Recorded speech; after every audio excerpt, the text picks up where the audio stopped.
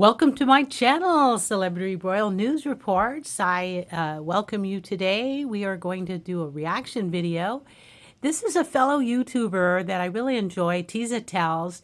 She is just on this P Diddy case like you would not believe. She will keep you up to the minute with all the latest from a legal, detailed perspective. She'll read out all the indictments. I mean, if you want to do a deep dive into the P Diddy case, Tisa has all the latest. Plus, she has connections and sources and kind of, ear to the ground that gives her a particular insight and knows a lot about the law from, following these cases as well that she shares on her program. So if you aren't subscribed to Tisa Tells, I recommend that you go check it out.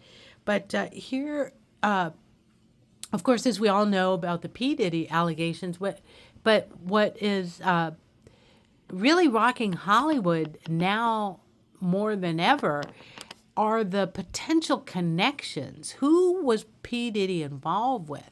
And in this particular video, she's elaborating on some connections that P. Diddy was allegedly reaching out to Kanye West, even though they have a history of maybe not being totally okay with each other. But let's hear as she gives her insights on what's going on without any further delay. Let's get started. Diddy was delighting in Kanye's downfall. He was even calling Kanye, telling him, yo, can we meet up? I just want to talk. I just want to talk. Literally dunking on him. When at the end of the day, as much as they try to say that Kanye West is crazy, and don't get me wrong, he do be saying some crazy stuff. We're not going to act like he is the voice, like we're not going to act like he is like the Messiah. He do be saying some off the wall, out of pocket stuff. But when it comes to what he told us about Diddy, about the Kardashians, about the way people move, about music, was he actually wrong? I would venture to say no. Diddy was not, Kanye was not. Let's get into this. Kanye West, this is directly from TMZ. Kanye West avoided Diddy meetup at Rolling Loud. He had no interest in talking. I want to talk to him too. Say what you want about Kanye. He's been accused of being a a-hole boss. He's been accused of doing this, doing that. But baby, he ain't never be accused of any white fingernail polish. Kanye likes his women willing, if you will, right? He ain't forced anybody to walk around naked. Bianca likes walking around naked. He didn't force Kim to make S tapes. Kim likes doing that. You know what I'm saying? He didn't force anybody, baby. He likes his women willing. And let's pause right there because I think I did hear comments, maybe from Kanye, I don't recall specifically, but where people are just so flabbergasted that, given all the power that this person had, that they didn't have willing women. I think it might have been 50 Cent, but somebody had said that, that people always talk about, for example, the song Gold Digger, and what the song is about. Women who are willing to be with powerful men or rich men or people with money because there's perks that come along with that. So it's just interesting hearing the perspective. Now let's get back to it. Anyway, right? Kanye looks at his woman and he's like, baby, you can wear whatever nail polish you want. I'd love to see it. Anyway, they said Diddy wanted, hold on, y'all. They said that Diddy wanted a word with Kanye West at Rolling Loud. Do you think this is Diddy low-key actually threatening to expose Kanye? They said that he was going to try. And I'm not saying he has anything on Kanye, but at this point, Diddy looked like he's trying to bring everyone down. They said Diddy wanted a word with Kanye West at an LA concert this month, but Ye ended up ducking the convo, which is interesting considering what's gone down in the bad boy mogul's world since then. Sources with direct knowledge tell TMZ Diddy was hanging out backstage at Rolling Loud in Los Angeles a couple of weeks ago. He and his entourage had rolled up to watch Ye's performance, and he told people close to Ye he wanted a face-to-face to say hi personally. Y'all. Now that is so suspect because, face-to-face meetings, especially from Diddy. I mean, these are things that are so bad they don't want to put in a text. But, she's also talking about how Kim Kardashian unfollowed P. Diddy the day before his arrest. And Kanye West is the one who said that after the divorce, that the Kardashians are all connected with different handlers. Kanye West is the one who brought to light the association with Lou Taylor, who I mentioned in another video, heads up the charitable organizations. And the reason I do these reaction videos is each of these YouTubers are great in their own right and their contents. I have a lot of admiration, but there's also these threads that connect a lot of what they're saying, and the different artists, creators are saying different things, but they have common threads. And so part of what my goal is in the end, I mean, I haven't pieced it all together yet. There's so many moving parts,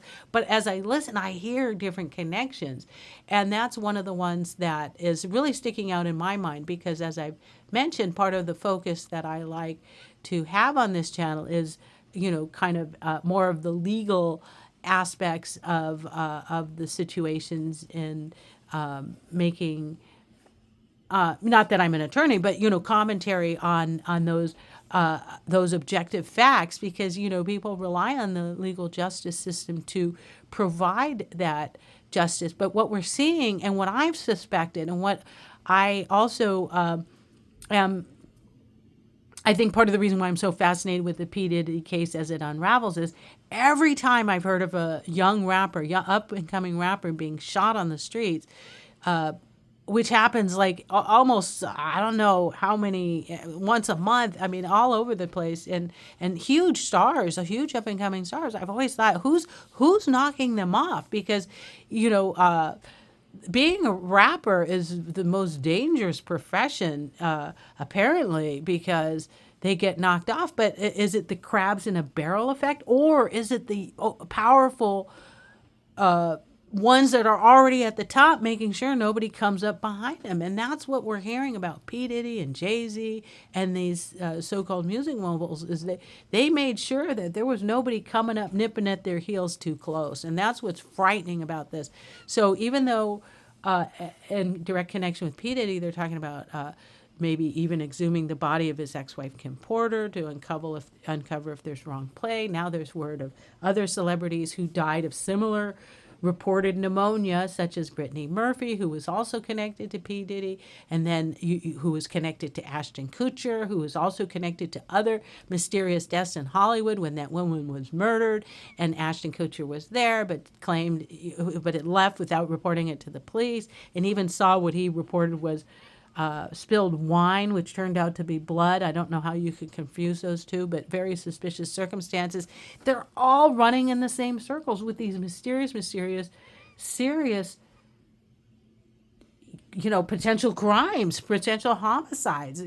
How many people die of pneumonia? Then after Brittany Murphy died, her husband, Mr. Monjack, died of pneumonia. And there are, what we're learning also, there are pharmaceuticals that can create outcomes that mirror what can be reported as pneumonia, or what can be reported as heart attack, because symptoms mirror those things.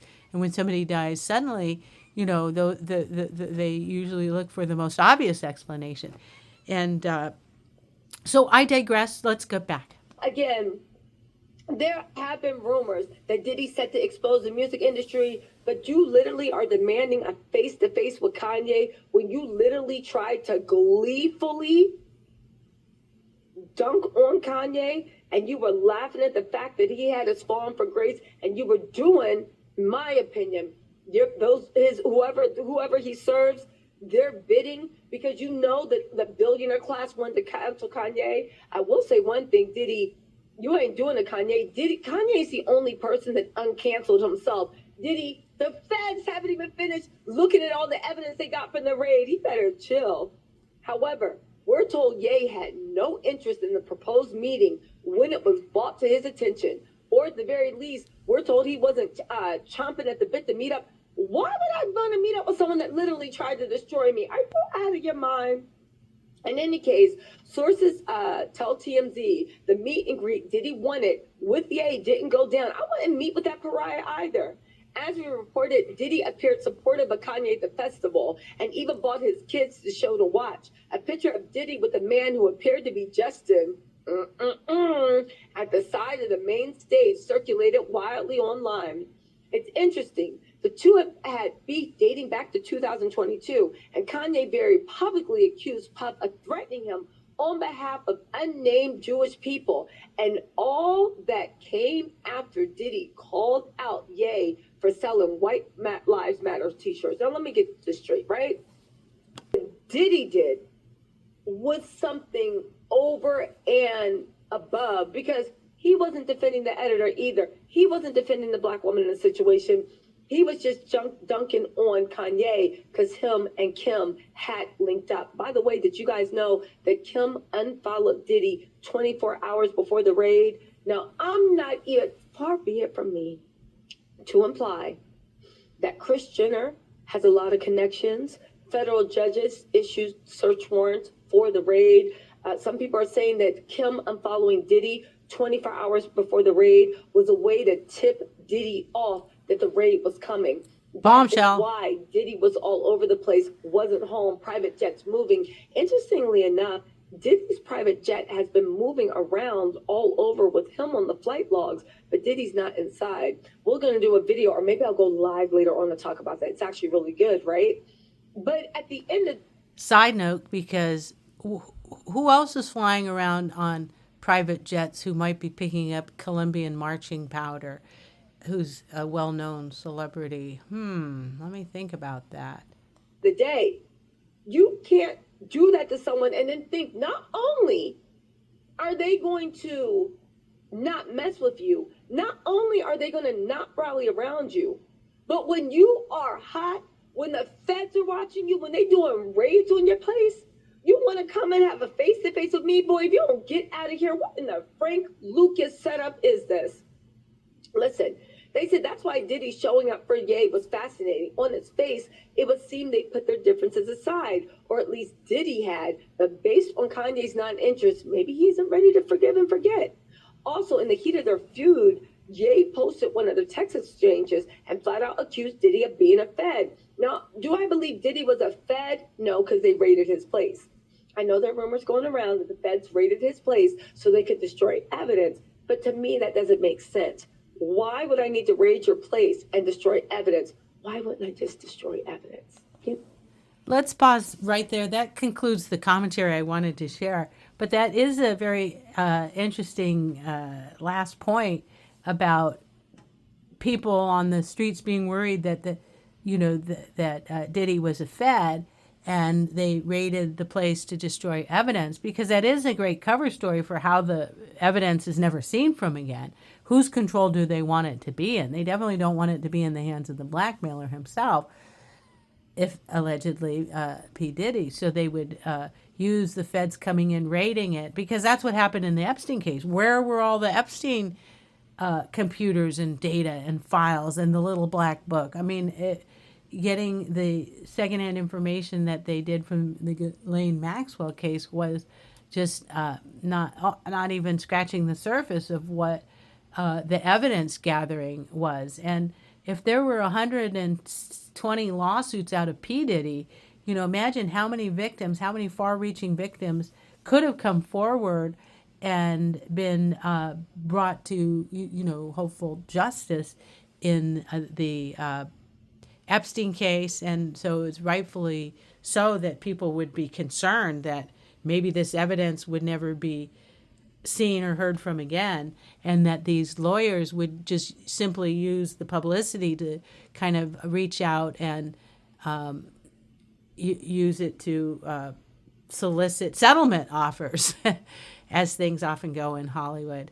So that, anyway, I hope you enjoyed this content, and if you did, please do share and like this video and subscribe to the channel. Thank you so much.